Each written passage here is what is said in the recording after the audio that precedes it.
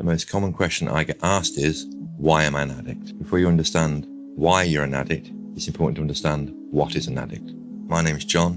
I'm a consultant practitioner in substance misuse. I'm also in recovery from addiction myself. An addict is a man or woman whose life is controlled by substances.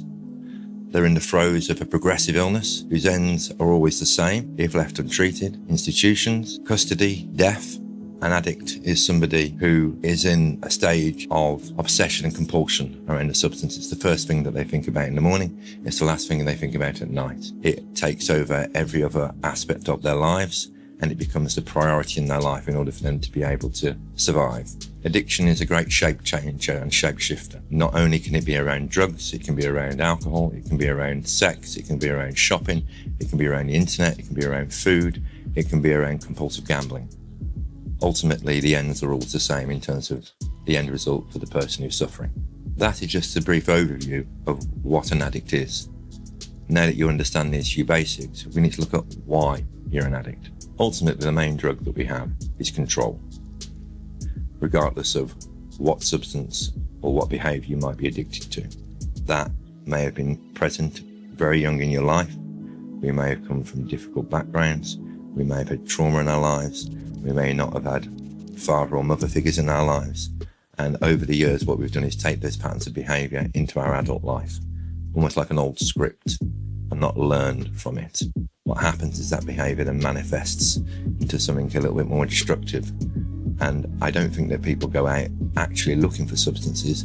They tend to collide with them and realise that they found a solution temporarily. Many people say that drink and drugs saved their life until it started to kill them.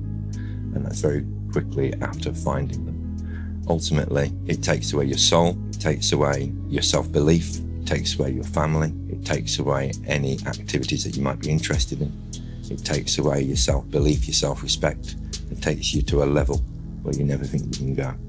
When you get to that level, you keep on digging. It's a hopeless situation to be in, and the only thing that we can do is continue to use or drink in order to try and numb the feelings that are associated with that.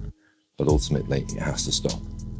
We usually get to a point of rock bottom whereby we realise that we either want to live or we want to die. Most people experience suicidal feelings, suicidal thoughts, and there is a turning point in everybody's life, a window of opportunity. And that's where you actually have to make a decision as to whether or not you reach out, whether or not you continue in that cycle of addiction.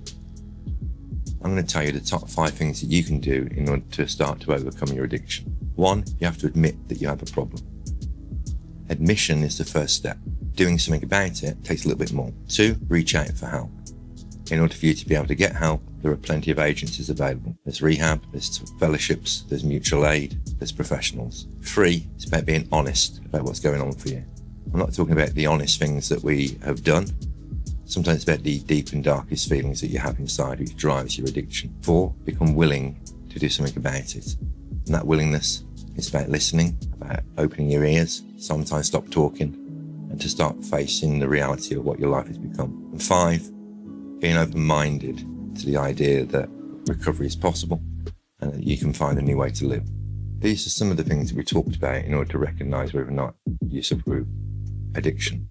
But the reality is this, it's a personal decision. If you're searching for this video, it isn't necessarily to look at what an addict is. It's because you're absolutely messed up and you need help. You might be making a decision as to whether or not you want to live or whether or not you want to die. I wouldn't personally be sat here unless recovery wasn't possible.